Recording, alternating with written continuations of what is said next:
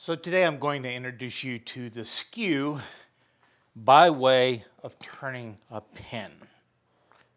And for those of y'all that already know how to use a skew, hey, it's a short video and maybe you'll pick up a few tips, not necessarily on how to turn with a skew better, but maybe how to teach others to turn with a skew better. The thing is, a few weeks ago, I did a video adjacent to my Start Wood Turning series where I introduced the idea of production wood turning, or your first production batch run, and the differences in the attitude, the tools, the techniques you use compared to just turning one item. And I was using pens as the example because pen turning is quite often the gateway into a lot of that kind of production work. It's the first thing we really batch out products. Problem is that video just did not do well. I think that almost 2-hour timeline kind of scared people off, but there was just so much more I was covering in that video other than how to make a pen. I mean, it was really about production wood turning, and I thought it was relevant information and a video that took me almost 3 years to make, going in spits and spurts along the way. But once again, it was kind of, I don't want to call it poorly received, just not very many people watched it, even though the people that did watch it watched a lot of it. You can tell that kind of stuff in the back-end analytics. Anyways, I took that opportunity, even though the only tool we've used in that wood turning series is the introduction of the spindle roughing gouge, and this is the only tool I showed that you need to use to make a pen when I did the video Turn Your First Pen.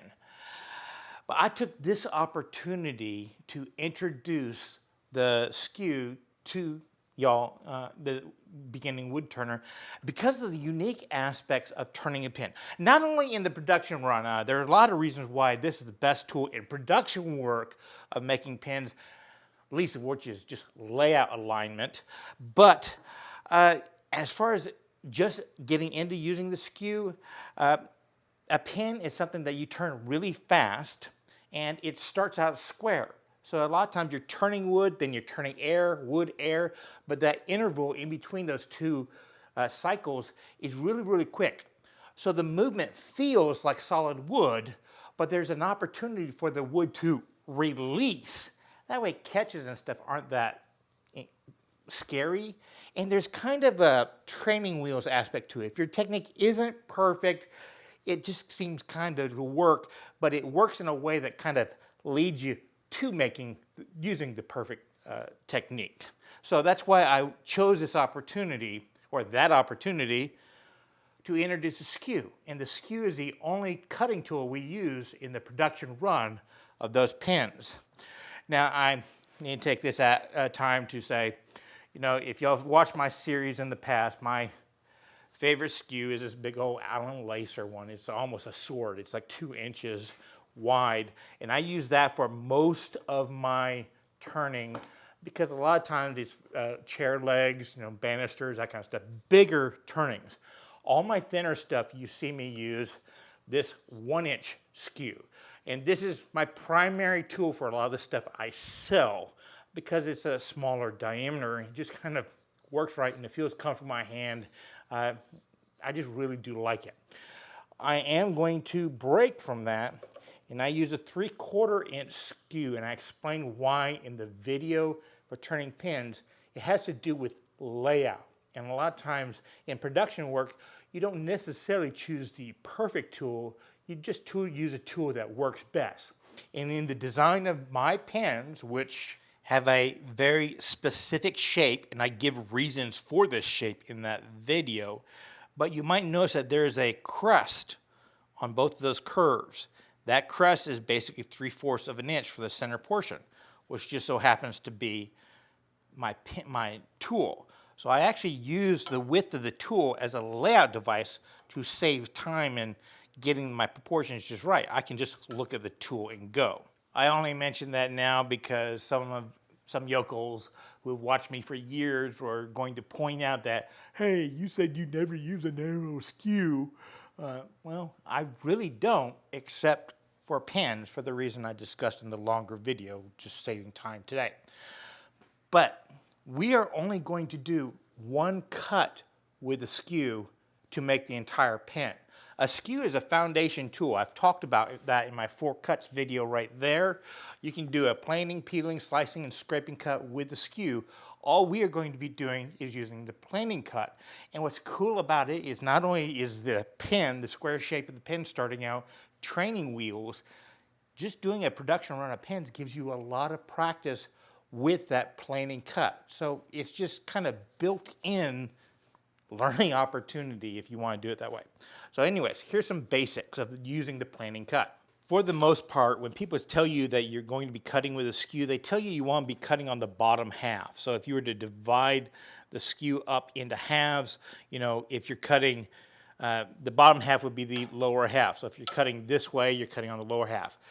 Whenever I'm teaching somebody brand new, I actually teach them to divide it up into thirds, with the middle third being kind of skinny.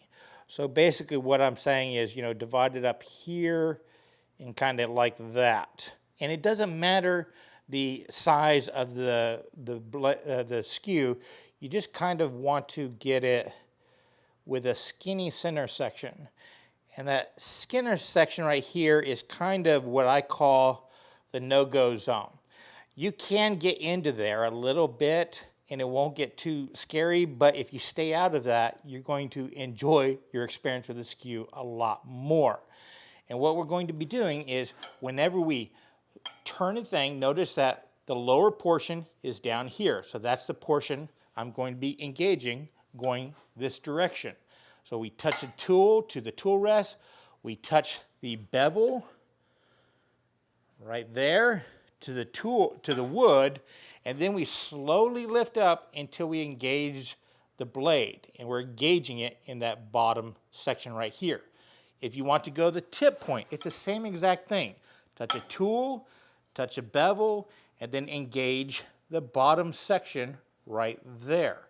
So either way, you're engaging the lower section of the blade with a little safety zone in the middle. So let's go ahead and make some planing cut. So basically what we're going to be doing is we're going to touch a tool to the tool rest, we're going to touch that bevel down the tool rest, and then we're going to twist over and engage. But the key thing is, whenever you're twisting over and engage, that's when you need to start moving.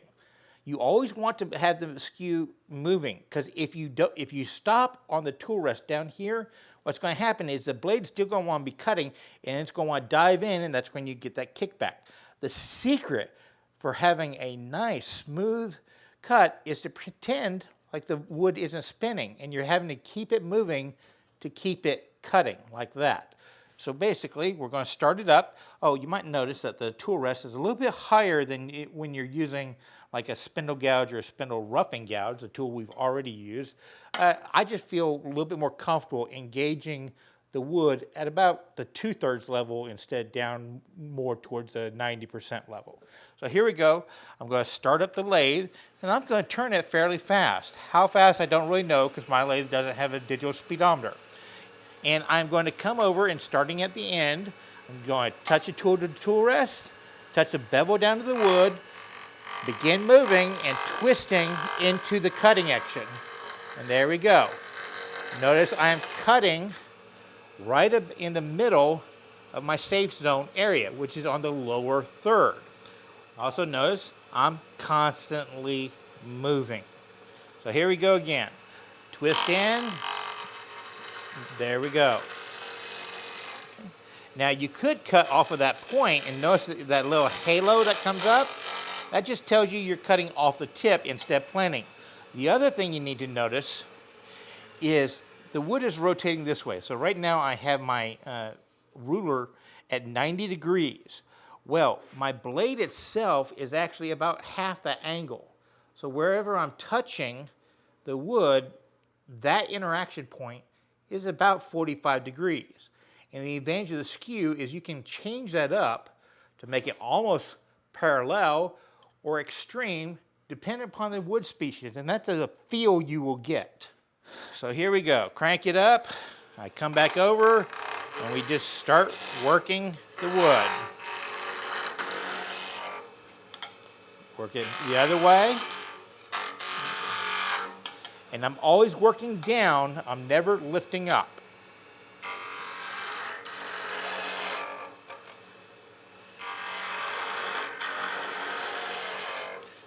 Come back over. If I want to, I can put the tail down and work on the lower edge. Just like that. I'll show you, maybe the camera can get it. See, I'm engaging in the safe zone, moving over. The tip is in the air, so it's not going to catch. So now, right now, we're getting it round, but I do want you to notice there's still flat spots, so we're still turning in air. So, since we're learning and you don't know what you can't do yet, you want to do something kind of extreme, something that you're not supposed to be able to do, something that's going to cause it to get a bad catch, supposedly, or actually just have a little fun. Let's go uphill. Let's take it, and every single time I've been feeding the wood into the edge this way. Well, boggle, even experienced person's mind, is you can move it back this way and cut. And now I actually get you the smoothest cut ever because it's a supported cut and the shavings are going off into the ether. You're not moving into thicker wood, you're kind of moving away from the thicker wood. So you just get an incredibly smooth cut, but it is an advanced cut. And the thing is, you have to time the cut with the pace of the speed so that you're taking a small shaving. Because as you move across, if you move fast, you take a thicker cut and then it gets away from you. If you move too slow, you get a catch because the wood dives in. So it's a timing thing out there, but we're turning a pin. We've got little training wheel brakes on here, so hey, let's have a little fun. And this is something I did not show in that production video, but I actually demonstrated it and I didn't catch that until I was editing. So real quickly, I want you to notice the tear out we have right there. It's pretty rough, okay? Because I was being really aggressive when my planning cuts going forward. This cut.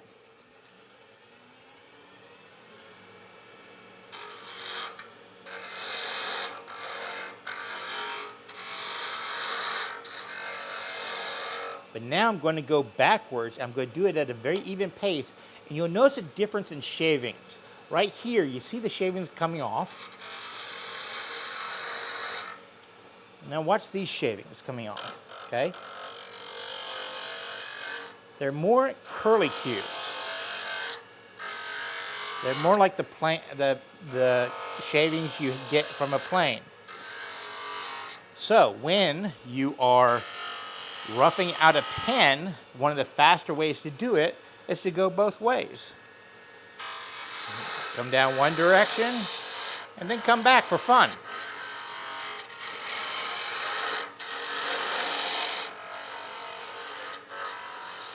Maybe change up the angles. Instead of 45, do it a little steeper.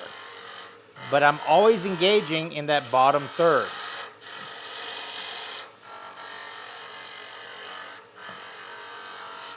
Let's see the finished results you get from that going uphill planing cut. See, that's a lot smoother. So I'm just going to continue doing that until I get to the thickness of what I want my pens to be.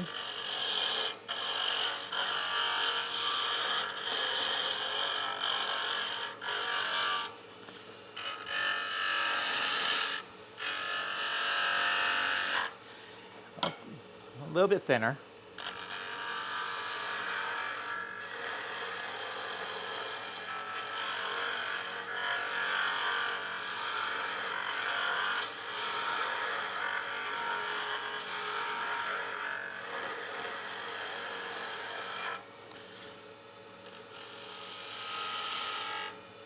Okay, now that I got the thickness of the thickest part I want, I can now start using the 3/4 shape. I'm just going to kind of begin planing it down until I get really close to the bushing. And I know I'm at the high point I want whenever I measure off of the skew. Real simple.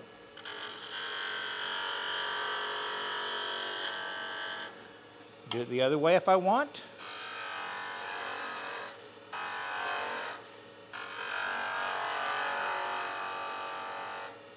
And then I can measure off where I want the high point going the other direction.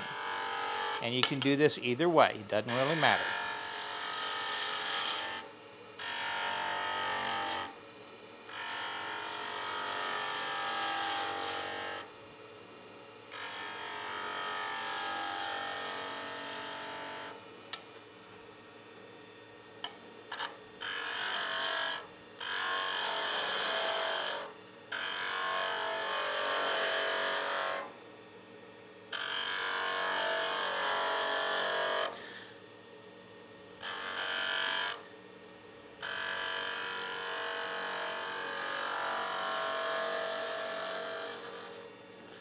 And there we go. We have the basic shape of my pen. So now do a quick sanding job.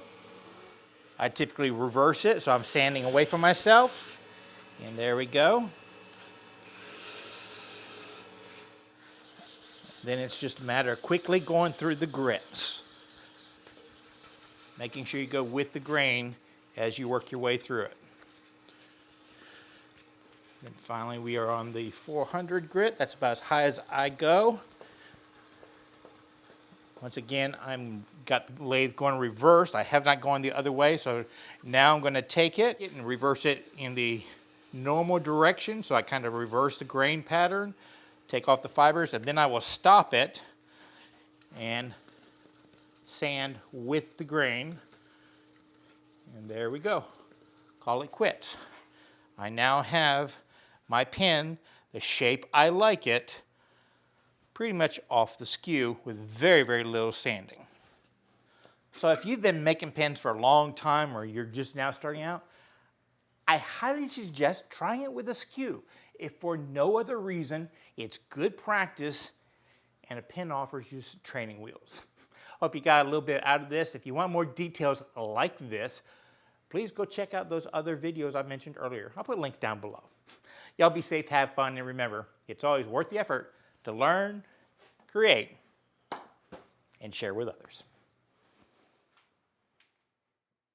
So for today's bonus, and because this video is kind of beginning production wood turning basics, I want to recommend Black Label Woodworks. This is a gentleman I've followed for a while. He's not, he doesn't have as huge a following as I think he deserves.